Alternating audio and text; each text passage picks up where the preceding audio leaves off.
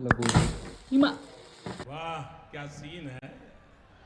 Hello everyone, जय Jagannath, welcome back to my new blog. तो आज मु बहुत ही बेसी खुशी थी कहीं आज मत गोटे पीआर रिसीव हबार थिला जोटा कि मो फेवरेट ब्रांड्र से मु बहुत ही बेसी खुशी थी कहीं ता भीतर थिला लिपस्टिक आउ लिपस्टिक तो सब झीर फेवरेट।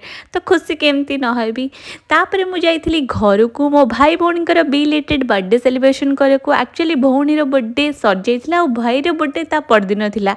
और भाई बाग जो आम सेलिब्रेट कर पार्नु तो मु भाविली कि आज जाइना सेलिब्रेट करदेलु। बट कैंडल फुटेबा समय देखु केमती है। भाग्य भल मुझे समय पूर्वर ही टुटी को कही कि तू टे पछक घुंची जा कहीं आजिकल मुझे ब्लास्ट हबार बहुत देखिली। बट थैंक गॉड से पछुक ना आखि भितर पशि जाता। बट छाड़ू जहाँ हो आम बहुत ही बेसी खुशी थी से सब कथार ध्यान अटेकिन आम केक काटिलु और समस्ते खुआखुई हो गलु। से मत खुएबा समय मुझे शैतानी दिमाग काढ़िना मुहर भी बोलीदेली।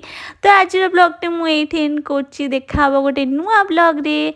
तब तक बाय गाइस।